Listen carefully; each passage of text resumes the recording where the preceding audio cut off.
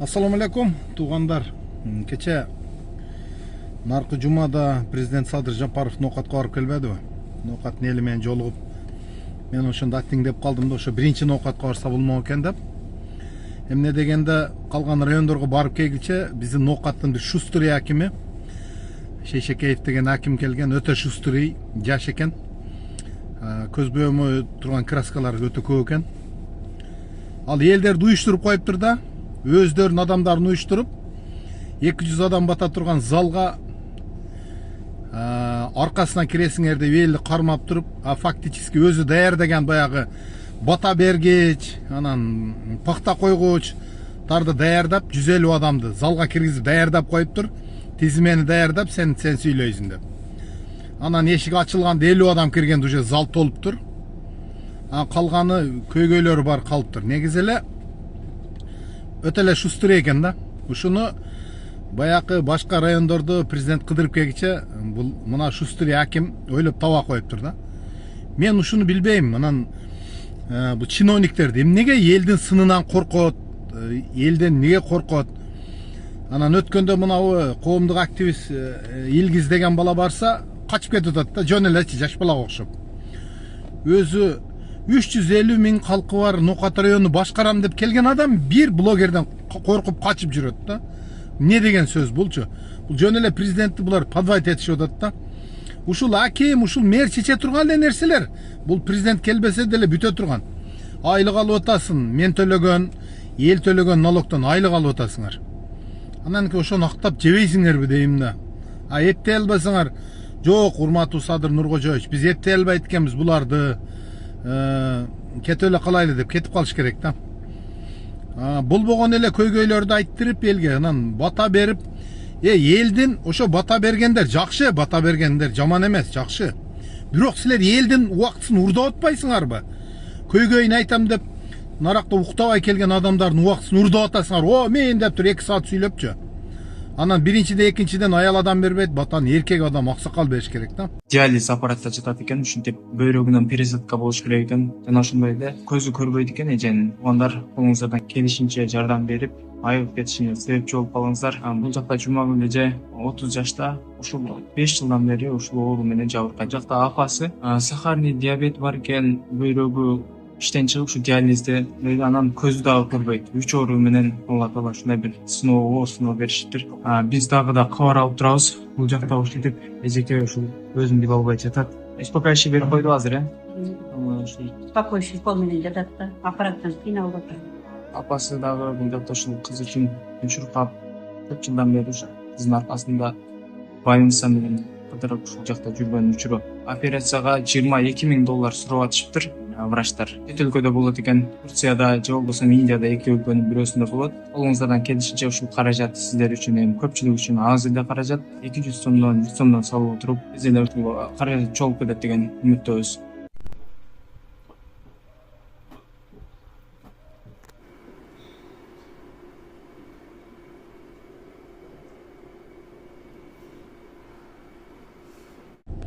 Анан өткөндө дагы жазсам, арким жаман көрүптүр, сен да апаң бар, атаң болсо керек, андай мындай депчи. Мен энелерге, аларга каршы эмес. Мен ошо элдин убактысын урдагандарга каршы болдум да. Анан дагы бир нерсе, Ноокатта эң көйгөйлүү маселе бу, пробка деген маселе бар да. 4 полоса жолду курушкандагы, ошо 4 полоса жолдун 2 жагдан бирден полосасына баягы парковка болуп калган. Мэрге канча какшадым, ошол тротуар менен ошо жолдун ортосунда арык турат, 1-2,5-3 метр жол турат, жер турат ошол бош. Ошону тегиздеп туруп, үстүнү жаап плита менен, ошону парковка кылып койсоңор, Ноокаттан кирип чыкты чейин 3,5-4 километр жер парковка да болот. Анан баягы жолду тоскон, машиналар жолду тоскон, бир полоса дагы ачылат. Десем, бу мэр айтат, муну жол курулуш министрине карайт дейт. Анан бизге карабайт дейт. Акыры ошо жерде сени мэр кылып шайладыбы? Ошо жол курулуш министрине барып ыйлактабайсыңбы? Мынаны ачып бер, мындай кылайлы, бизге парковка жетишпей атат деп. Канча машина кирет? Ар бир машинага 50 сомдон кылып коюп, бюджетиңе да акча түшөт, пробка да кетет. Анан элдер да кыйнабай парковка болот. Анан дагы бир маселе, Аким келип ал айтыптыр, мына Тажик кышлактагы чоң бир эле стадион бар.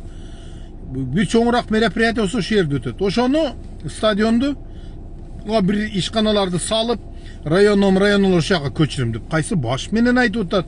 Андай жер табылбай атат. Кылымдын курулушу болуп ошол Круговойдун алдыда 6 этаж здание турат, ошо бүтпөгөн. Ошондагы баягы Айтыбай Такаевтан алыпсыңар, ошо мамлекетке өтүптүр. 6 этажын, ар бир этажын ишканалар кылып койбойсуңарбы? Бирини районно, бирини налоговый, бирини башка кылып, элдер бир жерден жумушуну бүтүрүп кетет эле, бирини архив, бирини кадастр кылып. Анан ошолордун бардыгын орду бошойт эле, анан сала бергиле да. Дагы бир маселе, эң чоң маселе бул бир эже айтып кетиптир бир аз эле, бул канализация деген. Ошо канализация жок нокатта, чоң ишканалар, чоң үйлөр, этаждар курулбай атат да, ошол курулуш керек эле.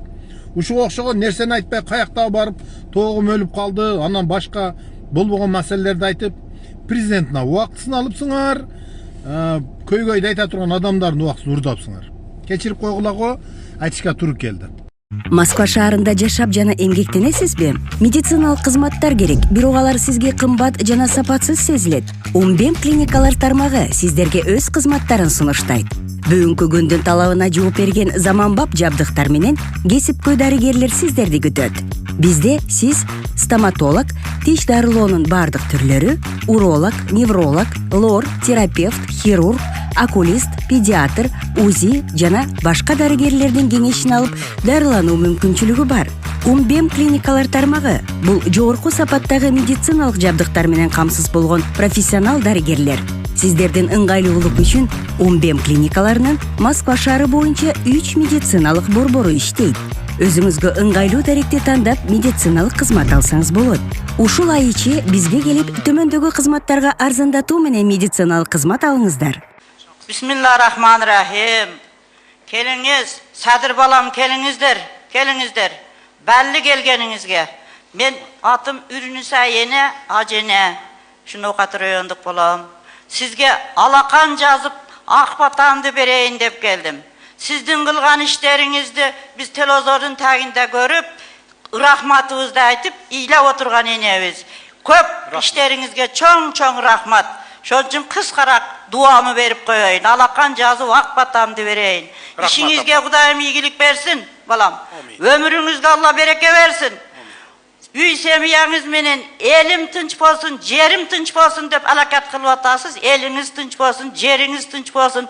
Sizdin kılgan maksatlarınızdı bari Allah Taalam amin dep atkarıp Allah'ın aldında, eldin aldında Allah'ın yüzünüzde jarık kılsın. Sizdin arkanızdaki şagitlerge men patamdı veremin. Bu şu prezidentin tapşırmaların şolardagı jakşatkarıp olordun dagı yüzünü Allah jarık kılsın balam. Yolunuzlarga yol varsa onasın balam. Yolunuzdu Kuday öngörsün. İzinizge il bir sonasın. İşinizdi Kuday öngörsün. Argımak binseniz oynasın. Allah Taalam koldasın. Tulpar binseniz oynasın. Kudayım özü koldasın. Kanday maksat kılgan maksatlarınızga Allah'ın barına kabul kılıp yüzünüzde Allah'ım eldin aldında, Allah'ın aldında jarık kılgan bolsun. Şu men enelerden bergen ak batasın Allah'ım dergöyünde kabul kılgan bolsun. Amin. Kuday kabul kılsın. Amin. Rahmat apa, rahmat. Rahmat apa. İkinci mikrofon apa. Men Kulatuvaylı'dan Cemaldinov'dan Üyblösü'den kelgen acı enemin. Men ayavay kursam bolup mana şu balam Nokat rayonuna keliptir dep sıymıktanıp kursam bolup suyunup özümdün Allah'ın buyruğu menen mana o jerde körüp uçuraşıp oturganıma ayavay Allah'dan razımın. Balam ömrün uzun bolsun. Teni canın sak bolsun. Allah Teala seni koldasın. Allah özü ak yol versin. Ne dilesen maksatına jeteber. Sen deputat prezident bolup gelip Kırgızistan'da jakşı өлкөлөргө yetkirip koydun. El bari bilet, bari razı.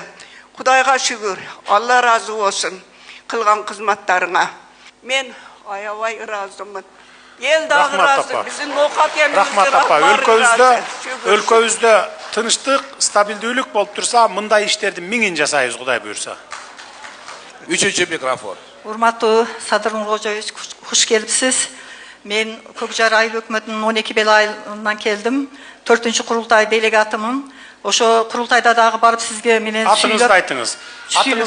Атыңыздарды сөзсүз чыгып эле атыңыздарды айтып, анан айылыңыздарды айтып койсоңор, мен жазып алам бул жерде. Менде ошо ойдон Көкжар сакталып айыл калат. өкмөтү 12 бел айылы. Эсимен чыкпайт. Абдыкайым Атыңызды айтыңыз. Бүзайнапмын. Мен ошо 4-чү курултай делегаты болуп, ошо жерде сүйлөп чыкканмын. Ошо биздин Көкжар айылында Шорон айылы бар, 50 жылдан бери мектеп сайдык жок деп сизге айттым эле. Сиз өз убагында ушуну кам көрүп, мына курулуш архитектура министрлиги мага сразу 2 жумада кат келди.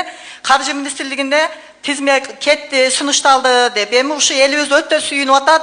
Ушунчалык сизге рахматтарын айтып атат. Ушуну аягына чыгарып, ушуну өзүңүз көзөмөлдөп, ушул Шорон айылында мектеп менен сайдыкты салынышына өзүңүз жардам бересиз деп суранам сизден. Быйылкы планга кирди беле ал мектеп? Быйылкыга проектке киргиздик, азыр проектсин чыйып атабыз. Эмдиги жылы курулуш иштерин баштайбыз. То есть эмдиги жылы февраль-мартта башталат, сентябрда ишке берилет. Туурабы? Точно. Рахмат. Анан экинчи маселе, урматтуу Садыр Нуркожоевич, мына сиз дайым эле мектеп жана бала бакчаларга өтө аталык камкорлук көрүп атасыз. Ушу жеке менчик менде дагы ушу общеобразовательный комплекс деп мектеп жана садик үчүн мен баягы Ошто ачтым эле, частный садик кылып. Өтө кымбат баягы немелер, арендалары. Анан кийин баягы ошого жеке менчик мектептерге сиз жер бер деп атасыз, бирок мен мэрияга барсам жер эч кандай берилбейт деди да. Ошондуктан сизден суранарым, ушу мектептерди жана садиктерди ачыш үчүн аз процент, 3% кредиттерден берсеңиз, биз мугалимдер айлык менен жашаганбыз. Андан кийин ушул жер берген болсо өтө жакшы болот эле да. 45 жылдык биздин дагы баягындай тажрыйбабыз бар. Канча орундуу мектеп иштетесиз?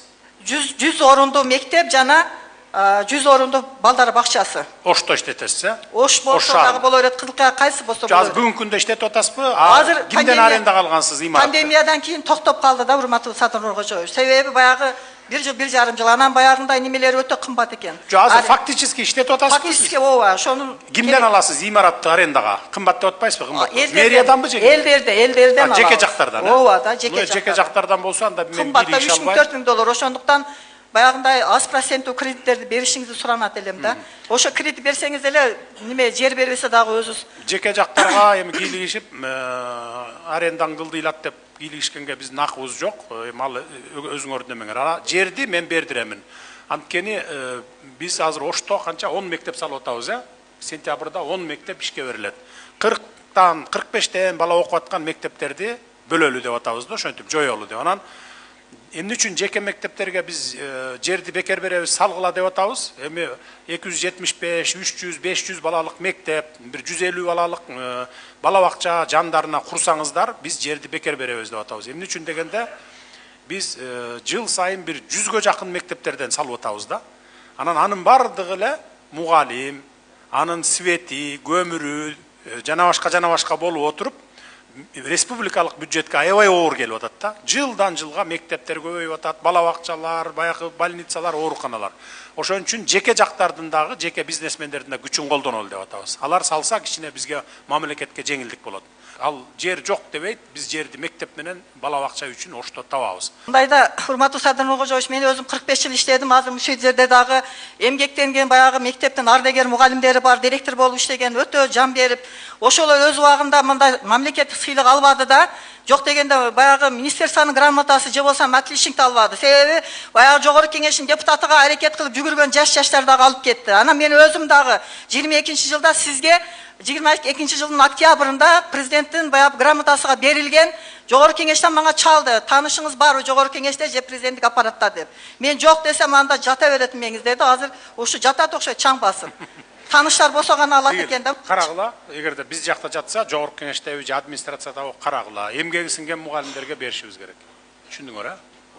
Түшүнүктүү. Рахмат. Биринчи микрофон.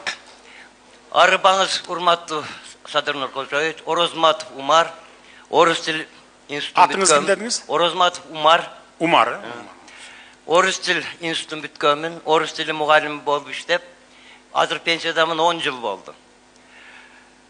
Siz mamleketlik til жана til саясаты конституциялык мыйзамына кол койгонсуз.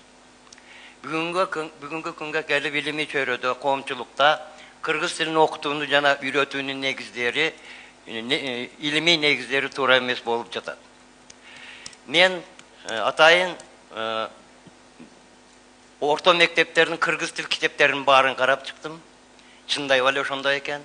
Жогорку окуу жайларынын кыргыз тили окуу китептеринин баарын карап чыктым. Илимий булактарын чындап эле ошондой экен. Улуттук илимдер академиясы чыгарган илимий булактарды карадым. Чындап эле илимий багыттары туура эмес, логикалык негиздери жок. Классикалык изилдөөлөрдү карадым. Классикалык изилдөөлөр кыргыз адабияты 10 томдон турса, кыргыз тилиники 2 томдон турат экен. Анын 1 томунун жарымы кичинекей бир темага арналыптыр. Кичинекей темага жарымы. Ошондо 1,5 эле том болот. Ошентип мен изилдөөлөр жүргүзүп, изилдөөлөрүмдүн кол жазмаларыны автордук укук, интеллектуалдык менчик жана инновациялар мамлекеттик кызматтарына жөнөттүм. Алар эксперттик талдоодон изилдөөдөн өткөрүп, мага автордук укуктарды беришти. Мен автордук укуктардын алдындагы тиешелүү ведомстволорго кайрылдым. Улуттук илимдер академиясына, билим берүү академиясына, билим берүү министрлигине, мамлекеттик тил жана тил саясаты комиссиясына. Бирөө да мага көңүл буруп койгон жок. 4-5 жолу Бишкекке барып, убара болдум. Эчтеке эме болдум. Кыскасы мен куржалак калдым. Чогулуштан кийин бияка жазылып коюңуз, кабыл алабыз, Бишкекке келиңиз. Сунушуңузду айтыңызчы, сунушуңуз кандай? Токеттер жер. Илим министри менен жогорку билим жана инновациялар министри биргеликте мени кабыл алып, мен автордук Азамат, уюштургула, агартуу министри менен билим берүү министри экөөнө жолуп турасың. Атыңызды Мен 20 жылдан Умсунай атым, Кулатов айлык өктөм. 20 жылдан бери мен сатып алган жеримди, зданияны, магазинди, эски сөлпө салган магазиндин жерин чече албай жүрөмүн. Мен ушул мына ак барактай боюнча тек паспорт алган эдим, жолдошум өтүп кетип 2004-жылы. Азыркы мезгилде мен тек паспортум мына акыбалга кеп калды. Соттошуп жүрөмүн, прокуратурада жүрөм, башка да жүрөмүн. Кыскартып айтканда, конверт шунча болуп кетти. Үйдө дагы жарым неме турат. Мешокто кагаздарым. Кыскача айтайын, азыркы мезгилде Ош областык сотуга кайрылсак, Ош областык соту нокатка берип, нокаттын прокуратурасы күнөөлүүлөрдү тапты. Бул жерде күнөөлүүлөр мөөнөт өтүп кетти деп кыскартып койду Нокат район прокуратурасы. Мен ошол 268 берене менен Ошко межрайонго кайрылсам, канаттандырууз калтырды. Энди кечээ дагы 1-апрелде облус сотко кайрылсам, алар дагы канаттандырууз калтырып атат. Ал судьялар тыкыр карабай туруп эле канаттандырууз калтырат. Себеби бу жерде күнөөлүүлөр табылып атат, мойнуга алып атат. Жер адиси эмес, Эргешип Азиз деген, Айлөкмөт, Муратов, Ажибаев, Аким деген, Мамадияр деген үшөөбү бул жерде дагы жазылып турат. Прокуратуранын токтому бар, ошо токтомдо бардыгы жазылган. Облустук деңгээлде чечилип атабы азыр? Жогорку сотко жете элекпи? Облустук деңгээлге жазсам, облустук деңгээл канаттандыруу. Түшүнүктүү. Мен 5 күндөн бери кыдырып жүрүп, бир нерсени байкадым. 95% ушу област, район, айыл өкмөтүнүн эле деңгээлинде чечиле турган маселелер экен мына ушулар. Бир 5% бул биздин республикалык деңгээлде. Мектеп, бала бакча, спорт комплекс, айылдарга таза суу чыгарып берүү, анан жол. Болду, ошолор эле биз чече турган. Анан мен мындай деп чечип тапшырма бердим. Азыр график түзүлүп атат. Май майрамдарынан кийин 10 майдан баштап 7 областта тең губернатор баш болгон, менин облустардагы өкүлүм баш болгон. Бардык областтын, райондун жетекчилери, ал жерде ошол прокурор да болот, сот да болот, облус соттун төрагалары. Бардык жетекчилер ар бир айыл өкмөттү бирден 2 ай бою кыдырып чыгышат. Расписание менен. Анан ушу сиздикиндей маселелерди ошолор жеринен чечесиңер да, мына облустун жетекчилери, мына менин өкүлүм облустагы уюштуруп, сиздин маселеңизди, мисалы сизди алып кирет, экинчи тарапты алып кирет, баягы чогулуштан кийин. Ушундай проблемаларды ошол жерден чечет. Айрым учурларда да чындыгында баягы мыйзамга дагы мыйзамды да четке кабып, тебелеп дегендей, укуктарын бузуп, мындай адилетсиз чечим чыгарып койгон учурлар да бар экен. Мен ошолорду да кездештирип атам. Ошолордун бардыгын чечиш үчүн мен ошондой 2 айлык график түздүрдүм. Муну мен ошо бир 20-ларынан кийин апрелдин жарыялаймын. Социалдык тармактарым аркылуу жарыялайм. Ошол жерден ар бир айыл өкмөтүндө кайсы күнү губернатор баштаган бүткүл облустун жетекчилери барат экенин билип аласыздар дагы. Ушундай маселеңиздерди ошо 10 майдан баштап ошо ар бир айыл өкмөтүнүн өзүндө чечесиздер. Түшүнүктүү, Рахмат. Чогулуштан кийин прокурор менен сотко жолугуңуз, мына областтын прокурору менен сотко жолугасыз. Рахмат. 3-чү микрофон. Урматтуу Садыр Нуркожоевич, менин аты жөнүм Усаров Айту Айчукович. Атыңыз ким дедиңиз? Айту. Айту? Усаров Айту. Айту. Мен 2010-жылы Ош окуясында жабыркаганмын. Ошондой эле 2020 жылдагы октябрь айында мен 10 күн бою ошол жерде күнү түнү жүрүп ошол жерден кокустуктан жабыркадым аерде да. Ошого мен сиздин көйгөйүмдү жеткире албай жүрөм. Мен 2012-13 жылдары мекенибизде патриот аксакал, патриот апаларыбыз 6-7 адам менен биргеликте борбордон бир канча жолу сизге кезиккенде сиздин бир айткан сөзүңүз бар эле, бир түздөн түз кабыл алам президент болуп калсам дегениңиз ошого бир мен кабыл алыңыз. Кабыл алды, алып кел, макул кабыл алам. 1-чү микрофон. Assalomu alaykum Sadir Nurkojovich. Men Mirzalima Mavluda bo'lib 64 yoshdaman. Meni uyim 7,5 sotuq. Meni uyimni Guliston aylim hökumetidan shaharga o'tkazib atganda 3 sotuq qilib yozib qo'ygan. Meni 2 yetim bolam bor. 5 yildan beri churqayım. Oxir baldarni o'quvga kirgizish uchun qo'shnimning uyiga propiska qildim. İlancı jo'q, qo'shnim olib chiqib ket baldaring degandan 3 sotiga qiziq kitob qilib uyimga olib chiqdim. 4 sotiga 5 yildan beri juram, hech ham dokument qila olmay jatam. Qaynanam 100 yoshga kirib o'tgan. O'zim 64 ga kirdim. Uyim hech dokumenti bitmay yotadi. Bitta meniki emas, ash Guliston ayl hukumatidan shaharga o'tgan juda ko'p odam shuni orqasidan churqab yuradi. Sizdan so'rani shuni bir yordam berib qo'ysangiz. Siz ko'zөмөлгө алыңыз. Az чогулуштан кийин кабыл алыңыз бу кишини. Анан сиздердин айыл өкмөткө облустун жетекчилери келгенде ушуну чечип бергиле да. Ал жерде бардыгыңар болосуңар да, аким да болот. Эч ким бири-бирине шылтай албайсыңар да, бир залга кирип туруп анан чечесиңер ушундай маселелердин бардыгын. Болду, чечип берет аны, карап чечип бергиле проблемасын. Кош келипсиз, урматтуу президент Садыр Нуркожоевич. Мен Салиева айылдан Зура эжемин. Мен маселем Уркая Салиева жөнүндө билесиз. Жакында уктум. 5 жылдан бeri үйүнүм жетпеген кабарым сизге музей жаңы салып атабыз. Рахмат, ошончо көңүл буруп кабыл алганыңыз үчүн. Музей качан башталат эле? Азыркы учурда акча каражаты бөлүнүп атат. Жакынкы күндөр уже баштайбыз. Күзгө чейин бүтөт, э? Күзгө чейин бүтөт. 3-чү микрофон. Мен Кыргыз Ата айылынын тургуну Ташматова Наргүл. Урматтуу президент, биз ипотекага үй алып 2023-жылы 430 миңден 1,5 миң адам акчабызды төгүп, анан үйүбүз дагы берилбей жатат. Мамлекеттик немени дагы төккөнбүз, 8%-тик неменичи. Кайсы бир немелердин немеси менен Каныбек уулу неме кармалып камакка туруп калып атат дагы, же үйүбүз жок, же акчабыз жок. 3 жылдан бери сүрүп жүрөбүз. Ипотека барбы бизде? Каякта ипотеканын эмес башчысы?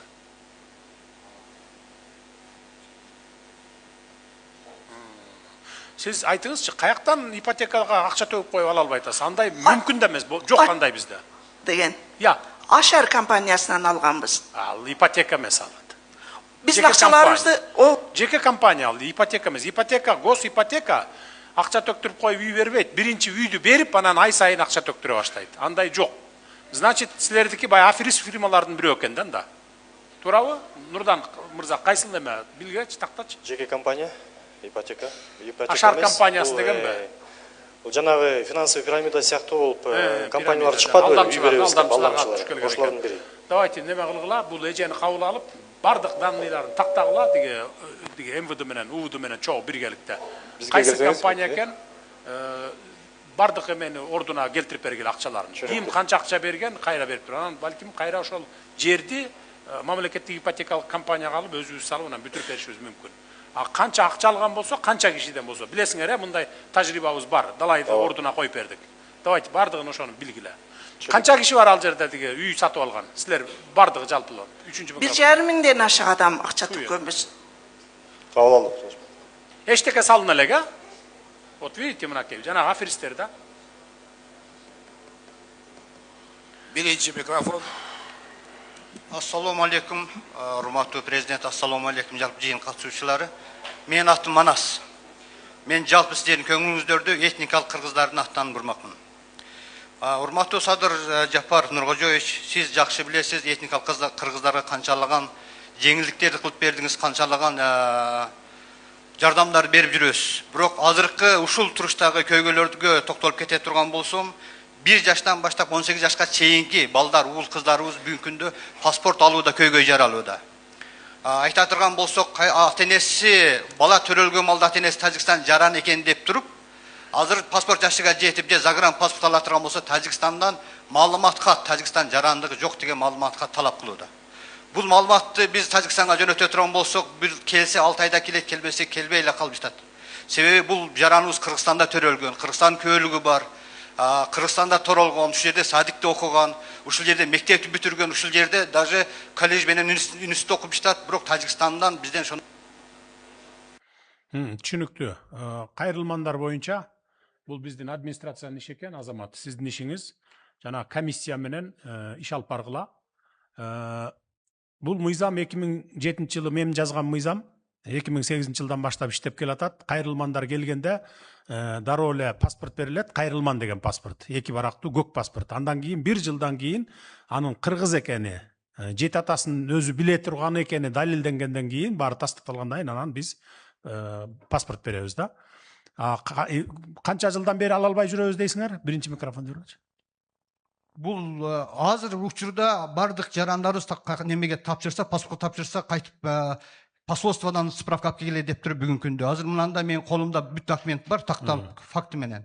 Бул түшүнүктүү. Муну комиссия чече турган нерсе, Азамат, тез карап этникалык кыргыздарды чечип бергиле, паспорттарын бергиле. Муну лично көзөмөлүңүзгө алыңыз. Комиссия менен биргеликте иш алып барыңыз. Рахмат, экинчи микрофон. Assalomu alaykum, Sadir Nurkhojoyev, xush keldingiz No'qat shahrına. Men Көкбел айыл өкмөтүнөн Насир Нисан айылынан болом. Фамилия Мусаев Тургунбай. Бир маселе менен эки суроом бар да. Бизде таза суу жок, агын суу жок, кайракы айыл өкмөт. Бизде эч агын сууну билбейбиз. Толко булактан, кранттан суу ичебиз. Ошого жаныбыздан 8 километр ылдыйдан Акбура өтөт. Кара суу районуна карайт. Биз Но'катка карайбыз. Ошодон бир инвестор балабыз кыйла жылдан бери бир суу алып келген. Мында насостор менен. Ошону полюной деп кирип калган экен башында да немеси документи. Азыр эми ошону питой кылып бериле десек, Бишкекке барат, уеге барып питой кыла албай атышат. Биз ошо эки резервуарды элдин колдоосу менен балдар 200 тонналыктан 2 резервуар барат. Ошого куюп берсе, иче турган кылып берсеңиз жакшы болот эле. Документ бүтүрүп берсеңиз. Жергиликтүү бийлик силер жана 10-ундан баштап кыдырганда бул маселе боюнча абдан тактагыла дагы, анан Бишкектен чечиле турган болсо, срочный порядке Бишкекке жөнөткүлө. То есть поливнойду суга эмеге питьевой деп которуп бериш керек экен да, туурабы? Туурабы? Урматтуу президент, бул маселени карап атканбыз. Биз азыр комиссия түзүлүп, азыр изилдеп, анан кийин тез арада чечкиле да. Ташбакадай болуп жүрө бербей, бат-баттан чечпейсиңер мындай маселе. Өзүңөр чече албасаңар жөнөткүлө, Бишкек чече турган болсо. Бишкек чечип берели. Урматтуу Садыр Нуркожоев, биз Көкбел айыл өкмөтүнөн мынау дарада 11 кен бар да, ошол жерден бир күндө 200-300 коо өтөт. Биз объездге жол бергенбиз, сырт деп коет, ошко караган объезд жолубуз бар. Ошо менен каттагыла деп, көп жылдан бери каттаж, ого ишине биз килишпейт. Мына Но'кат Көкбел 30 километр, асфалтты кылып атасыздар, жакшы, баардык жолдор жакшы. Ушуга салып алып бузулуп атат да, оор машина экен. Жолдун ени 6 метр. Ушуна 4-5 айыл өкмөтү кечип өтүп атат коолор. Ушуну же наркы жолго салсын бир жолу. Же болбосо Но'каттын жолуна салсын. Барбы ошондой мүмкүнчүлүк? Аким менен диги транспорт министрлиги айтылачы, барбы мүмкүнчүлүк айланып өтө турган? Урматтуу президент, азыр Кадамжайдан көмүр ташыгандар ошо Но'кат районуна кирет түз эле, Кадамжайдан көмүр жүктөп. Анан ошол промышленный жол бар, ошол жака эле салат жүгү менен. Анан келатканда да бош машиналар айылды аралап өтүп атат. Бирок ал ошо жолдорго көп таасирин тийгизбейт. Анткени асфальт жолго биз груз менен чыгарбайсыңар. Груз менен чыгарбайбыз. Груз менен ошо айланып, ошо тоон адырдын үстүнөн өтүп атат. Булар айылдан өтпөсүн деп атасыздар да силер, айылды аралап өтпөсүн. Эми кайра бош келатканда адырды аралап кайра жүрө албай жатат. Анткени маңдайынан груженный машиналар чыгып калат да. Ошон үчүн бош машиналар бош келатканда айылдан өтөт дагы, тиги груз жүктөгөндө тияк менен. Мындай круговой кылат экен да. Ушундай жүрүп атат. Балким жолду кеңейтишке кандай болот Минтранс? Ошо бер жагын встречный дагы кеңейтип койгонго мүмкүнбү? Канча километр жол өзү? Мен бул маалыматты тактайынчы Садыр Нургожоевич. Менде маалымат жок эле. Чечиличи кыскараак жол болобу, бир 10 километрге чейин болсо тез эле болот да. Мындай эки полосалуу кылып, жүк менен да бош машина ар карай свободно өткөндөй болсун, бери карай жүгү менен өткөндөй кылып карап көрүңүз. Жарайт, анан иштеп турам. Карап көрүшсүн анда тиешелүүлөр. Üçüncü mikrofon. Урматтуу Садыр Нургожоевич, мен Ноғатаран Зулпуйбалы өкмөтүн Калды айылынан боломун. Мына сизге мен атыңыз. Атым Бексултан. Siz talепкер болып келгеніңізде 20 жыл 19 октябрда Гүлстан айыл өкмөтүндө суроо бергенилде эки маселе боюнча. Ошо маселе мына биринчиси автобаза муниципалдык өттү. Рахмат өткөргөнүңүз үчүн. Экинчи биздин айылда Калды айылында мектеп курулду. Мына 2 жыл болду. Жакшы иштерди жасадыңыз. Мен айтмакчы мынагы үчүнчүсү сөзүм бизди мынабу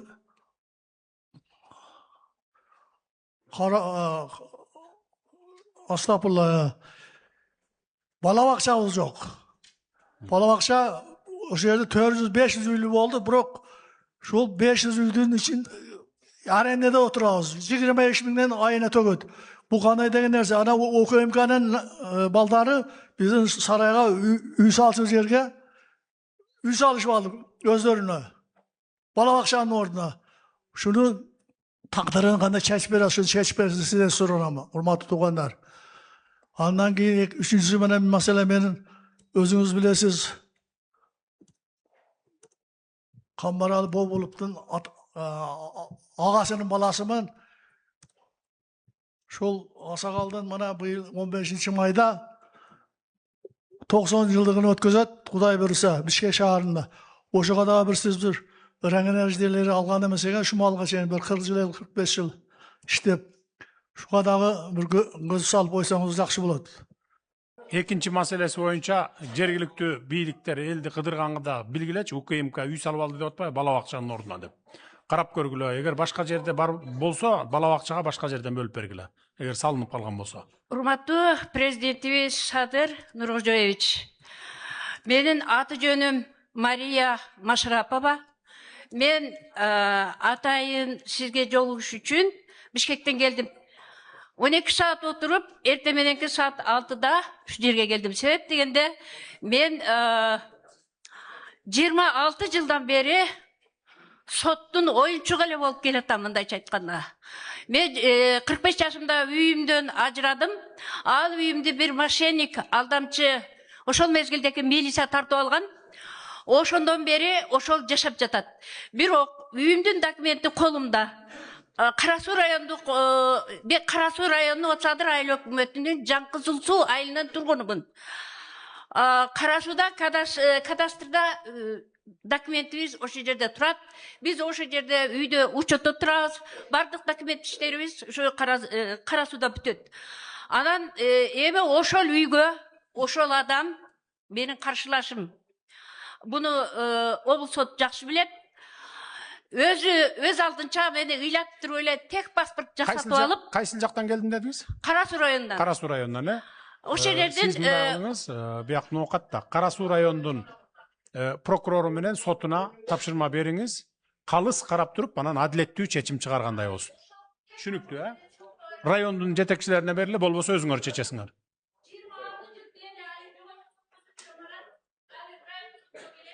Түшүнүктүү болду. Чогулуштан кийин сот менен прокурорго жолугасыз. Rahmat. Üçüncü mikrofon. Саламатсызбы, урматтуу Садыр Нуркожоевич, Нокат шаары, Дуанаева Гүлнара. Мен сизге кайрылган себеби, мына биздин Нокат шаарында бир центральный көчөдө немебиз бар, воздушный переход курушуп атат, бирок республиканский бюджеттен акча бөлүнбөй, ошол переходторубуз бүтпөй турат экен. Бир документтер бар, бирок республиканский бюджеттен акча жок, бөлүнбөй атат. Эмне дейсиз? Переход? Да, ана центральный көчөдөгү переход. Подземный или воздушный деген переходу бар да. Бүт документтер бүткөн, республикадан акча жок үчүн азыр токтоп калыптыр. Ол бир. Так, мындай кылалы азыр. Могу жанакы немеге 3 миллион доллар бөлөлү деп эдикпи? Ошонун ичинен алып туруп Минстрой эле куруп койсоңор болот деми. Туурабы? Кура аласыңарбы? Кура алабыз. Надземный же подземный кылып кура аласыңарбы? Кура алабыз. Болду, ошонун эсебинен куруп берип койгула. Центрга, центрга деп сурап атышабы? Айланма жанагы. Кольцевой, Садыр Нуркожоевич, уруксат берсеңиз, биз сметаны кайра карап чыгалы дагы, жакын арада сизге предложение. Бул зданияныкында карап чыккыла, бул эменикинде карап чыккыла, экөөнө жеткидей кылып бөлүп берели акчаны анда. Жарайт. Макул. Айтыңыз. Станов айыл өкмөтүндө Чыңгараев деген пионер лагерь болгон, бул 70-жылдар курулган. Ошол мезгилде айыл чарба министерствосунун профсоюзуна карайт экен эле. Азыркы күндө эме болуп турат да, кароосуз болуп, кыскасы өтө начарак болду. Ошону билим берүү тармагынын профсоюзуна берсеңиздер, биз өзүбүз бюджетибизден ремонт кылып, сонун ишке киргизип алабыз. Кимге дейсиз? Профсоюзга дейсизби? Ооба, биздин билим берүүсүнө. Айыл чарбадан билим берүүгө өткөрүп бериңиздер. Көрдүк го, союз чачыргандай 30 жыл. Ошондой болуп жатат. Ошон үчүн биздин билим берүү тармагына. Биз азыр профсоюздукун тескерисинче управделамиге алып, мен өзүм жеке көзөмөлдөп, бүт лагерлеринин бардыгын заманбап кылып куруп келатабыз. Профсоюздар 30 жыл бою миллиарддаган, триллиондогон сомдорду жеп коюшуптур. Азыр биз жедирбей ошонун баарын, путевкада бердирбей ошонун акчасынын бардыгын ушундай лагерлерге жумшап келатабыз. Сиз кайра профсоюзга сурап атасыз аны. Сала албайсыңар профсоюз. Мен жазып алдым. Кайсы айылда дедиңиз? Исанов айыл өкмөтүндө Чыңгараев лагері. Жок, айылын атын айтыңыз. Исанов айыл өкмөтүнүн Теске Кожеке. Кожеке айылы да? Ооба, Кожеке айылында. Кожеке айылы. Болду, түшүнүктүү. Санэпиднадзор боюнча бизде мына текшерүүлөрдү мониторинг киргизип койгонсуздар го. Ошол боюнча бизде ашканаларыбызда бүт тазалык жок болуп, антисанитария болуп кетти да, мониторинг киргизгениңиздерге себеби. Ушуну сиздерден сураныч, хотя бы бир кварталда бир рейд жүргүзүшүп, ошол санэпиднадзор текшерип берип турса дейм да, тазалык боюнча. Өтө Садыр Нуркожоевич, буга сиз жооп бергенсиз. Санэпиднадзор болот. Сиз жооп бергенсиз. Рахмат. Биринчи микрофон. Assalomu alaykum, Nurkhojayev. Men Noqat rayonunun Zulpuy ayыл өкмөтүнүн Карагай участкасынын Калдай айылынын тургуну болом. Атым Арзыбек Орозов. Биздин сизге кайрыла турганыбыздын бир эле маселе менен келдим. Биз Карагайда 3 жыл тарыхы бар элбиз. Жашап келгенбиз. Азыркы күндө кызыл китептерибизди ала албай жүрөбүз. Соттошуп, соттон буттук, улуттук парк менен соттоштук. Бар буда губернатор ham курста, аким ham курста, барды курста. Бир гана сизге үнүбүз жетпей атты да, шу жер маселебизди чечип берсеңиз. Эмне жер? Жер үй салгангабы, эмнеси? Биз ошо мурунку жашап келген адамдар 2000 системный токтомдуга кирген 2003-жылы. 74 кожолук. Ошону чечилбей келатат да шу күнгө чейин. Кызыл китептерди жокко чыгарып сотко. Азыр өчүрүп туруңуз микрофон. Түшүнүктүү кылып айтыңыз, жіне 75 Урматтуу президент, үй салып алганбы, анан кызыл китеп ала албайт ал. Азыркы Кыргыз Ата жаратылыш паркынын так ортосунда кичинекей айыл бар да. Ал айыл Кыргыз Ата жаратылыш паркы түзүлгөнгө чейин ошол жерде болгон. Анан 92-жылы парк түзүлүп, ошого түзүлүп калганына байланыштуу бул кишилерге кызыл китеп берилбей келатат да ошол жылдан бери. Бирок биз чечүү жолун сунуштап, азыр министрлер кабинетине токтом долбоорун киргиздик. Учурда управленияда каралып жатат да. Түшүнүктүү. То есть 92-жылга чейин булар жашап келген. Жашап келген. Анан 92-жылы парк түзүлүп калгандан кийин анан парк болуп калды деп китебин бербей атабы. 92-жылга чейин неге алган эмессиңер, документтештирген эмессиңер? Омалда китеп, кызыл китеп берген эмес, книга эле болгон да. Омалда 92-жылда книгаларыңар барбы колуңардан? Жашаган элдердин немелери барды го. Түшүнүктүү. Анда срочно эмени токтомду чыгарып бергиле. Себеби дегенде булар barıp basıp alıp anan özüm bilemdik kılıp salıp alsa bir jön ele anan. Murda turgan üylördü zачем anda berbeysiңер anda? Toktomду çıkarıp bergile, kollarına kızıl kiteplerdi berүүnü siz kontrol kalıp koyasız onda. Rahmat. Ekinci mikrofon. Assalomu alaykum. Sadir Nurg'o'joyev, xush kelibsiz No'g'at rayoniga. Men Vazifa, atim Guliston Aile hukumatidan. Men bolam jönündө 1994-yılғы balam 2024-yılı Rozaga işe kirgen okudu bitirip gelip az vakitini işte atanda pasta akıp koyuştu. Moynuğa albay 6 ay kamalıp İlavamız. Sotqa berdi, sotqa basak ve pasta bak. Emne menen подставить etdi. Ne emne menen? Жалған мен машинесini алды да тұрса пулды сап қойыпты. Авасы мен авайын десін. Emne салып па? Ақшаны сап қойған болған болады. Балаңыз ким болуп иштейт дедиз? Тергеуге емеле жаңа кірген еді. Родыдан. Родыға кіріп, эми жаңа эле ишке кирген жерден ушундай кылышты. Сизге кайрылган себебим ушу баламды işte азыр биз ата энеси элдин коюн топтоп баккан адамдарбыз. Акыйкатты талашып, мойнуга албай. Өчүрүп тургулачы микрофонду. Айткылачы, не болду эле бул? Качан, кайсы убакта, эмне болду? Көкжар айылдык милицияда иштеген балаңызбы? Садыр Нургожоевич кечеде көтөрбөй эле, Ноқатта Көкжар айылында айылдык милиция бөлүмчөсү бар.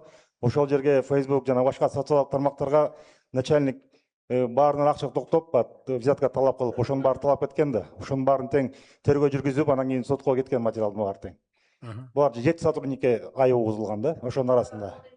Бул кишинин баласы не болгон? Аз камактабы же? Азыр мен чыгып өзүм кабыл алайын, тактап билейин. Жок, камактабы балаңыз азыр? Алып чыкты, бирок чындыкты алып чыкты да, менин балам мойнуга албай миллионду төктүк.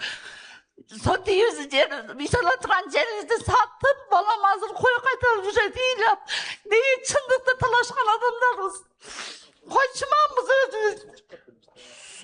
Соттор адилеттүү териштиришиңер керек. Адилеттүү териштирип, чын аныгына жетип туруп, анан калыс чечим чыгарып коюшуңар керек. Калыс карап адилеттүү чечим чыгарышыңар керек. Түшүнүктүү, Түшүнүктүү. Рахмат. Üçüncü mikrofon. Сыздарбы, урматтуу Садыр Нургожоевич, куш келипсиз биздин Ноқатта, уктуу уматка дегенже айтып коеюн. Билесиз, мен 3 жолку курултайдын делегатымын, мен ошол жерде дагы сиздерге күлкүлүү кылып атып айттым эле. Азыр дагы элим мени күтүп турат, бул эмнени айтат экен деп. Мен айта турган нерсе, биринчи сизге барганда ошол жерде колуңузду кармап атып мен сизге бердим эле. Ошол нерсе маткарылбай калды. Эки эле нерсе маткарылбай калды. Биринчиси суу маселеси. Лоток дегенде суудун министри бар болгонбосо туура эле жооп бер президенттин астында. Лоток көмүлгөн жок, лоток коюлган жок, турба коюлган жок. Bir mesele. Экинчи маселе, Садыр Нургожоевич, мына жерде бизде поликлиника деген бар. Семейный баягы адамдар текшерилип, больницага жата турган жерде 60 сотик жерди, 10 сотик жерди бирөө алып алган. Алып, ого крышалар баягы эле министерстводон дагы эле баягы жогору жактан да. Байкуштар сотко берип, тергөөгө берип, нар жактан токтотуп кой деп токтотуп койду. Экинчиси бул. Үчүнчүсү эми мына мен сизге айттым эле. Жаманадыр деген жерде 270 гектар жерди Айбек айылы, Кашкалдагы айылы бардыгы мага берди. Шуну алчы, шуну Садыр Нургожоевичке жеткизчи, айтчы ушул жерге спутниковый микрорайон курайлы деп.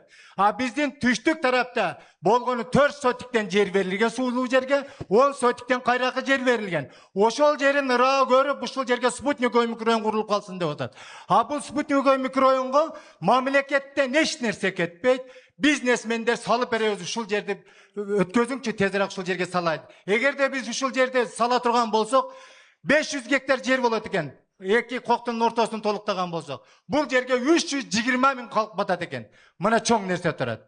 Урматтуу Садыр Нургожоевич. Эми эң акыркы нерсени айтып кетейин, мына бизде көрүп атасыздар, СПИД деген нерсе дагы бизде. Оорудун бардыгы бизде, Ноқат районунда. Бул каяктан келип чыкты? Мына сизге жетелек бул нерсе эч ким айтпайт экен. Санапсанса деген нерсеге укук бербей койгон. Себеби санапсанса барып аптеканы дагы текшере албайт экен, столовойду дагы текшере албайт экен, ресторанды дагы текшере албайт. Оларда укук жок экен. Алыш үчүн ошто барып сатып керек. Санэпидем станция неге текшере албайт антип? Санэпидем станцияга бүт укуктарды бербедик белек текшерүү. Текшере алат. Любой момент текшерет деп. Любой вакыт Район, область, республика, санэпидем станцияндай жок текшере албайм, анан областтан уруксат алам деген жок андай текшерет. Санэпидем станцияга биз таптакыр запрет койгон эмеспиз. Алар любой момент текшерет. Күнүбү, түнүбү. Макул. Ассаламу алейкум, Садыр Нуркоевич. Мен Ноокат район Көкбел айыл өкмөтүнөн Маликов Токтоназар атым. Мен айта турган сөзүм, биз дагы эл катары миграция болуп бала чакам менен Россияда жүрүп, кичине тыйын тыпыр таап, келип бул жерден бир магазин сатып алдык эле базардын чекесинен. Бардык документтери бар эле, анан ошону незаконный деп сүрдүрүп бузуп салды. Ошону анан акимге бардым, городской баягы немен жетекчисине бардым. Бирине шылтап, бизде жер жок азыр. Касыман алып берейин деп ушундай неме кылып атат. Биз ол өзүбүздүн пулубузга гана сатып алганбыз. Бул мамлекеттин жери эмес эле, башка эмес эле. Ошону мына базар салынып атат. Ошонун ордуна бир ошол жерден бир место кылып береби, кандай кылып ошого бир компенсация кылып берсе деп. Аким, көңүл буруп карап койгула. Сиз сатып алып атканда документтерин караган жок белеңиз? Бардык документтер бар. Мурда дейт, незаконный кылган булар. Ошолорду соттош керек. Эми биз каяктан билебиз? Мен документин карадым, бардыгы документке ишенип турган кийин сатып алдым да мен. Карап туруп чечип бергиле маселесин. Добросовестный покупатель экен да, туурабы? Мурункулардыкын дагы текшерип көргүлө. Ооба, акимге жолугасыз. Рахмат. 3-чү микрофон. Саламатсыздарбы, урматтуу Ноокат айылынын тургундары жана урматтуу башчыбыз президент Садыр Жапарович, Садыр Нуркожоевич. Мен Аксы районунан Торг айынан Өктөмкан. 6 жылдан бери өмүрүмден солум акчам көчөдө калып атат. Аркаңыздан 3 күндөн бери чуркап жетише албай атам. Кудай насип кылып жеткичти, Аллага шүгүр болсун. Мен 98 жылкы кызымдын көзү көрбөй калдымдан кийин өз абдан билимдүү кыз, үлгүлүү кыз болчу. Жалал Абад университетинде жалаң отличием менен бүткөн. Ковид-19 кийин көзү көрбөй калды. Оорду артынан. Эмнеден кийин дейсиз? Ковид-19 кийин оорду артынан көзү көрбөй калды. Ковидтен кийин. Ошол себептен мен сизден суранарым. Биздин Торг айылында мыйзамсыз жерлер бар эле. Мен ушул кызыма участок сурап, чуркап жүрүп, жалпы аянты 62 сотук жерди мен өкмөттүн муниципал чарбасында өткөрүп бердим. Мен жардам менен өткүзүлдү. Эми ошол жерден үйүм жанында болгон үчүн ушул кызыма жалгыз балам жанында болсун, бирөөдүн кароосуна муктаж деп ошол жерден участок бериле десем, ал жерде 3-4 адамдын мыйзамсыз соода түйүн жерлери бар экен. Жең ичинде жашыруун түрдө мага бут тосуулар кылышып атат. Ушул маселемди кайсы жерде дейсиз? Торг айылында, Коштой өлкөтүнүн Торг айылында, Аксы районунун. Ушуну жеке көзөмөлүңүзгө алып чечип бериңчи, сизден өтө суранычы үй бүлөмдүн атынан. Жолдошумду 20 жыл арызын алып койчу. Менин атым арызын алып. Хорошо? Макул. Арыз жазып коюңуз.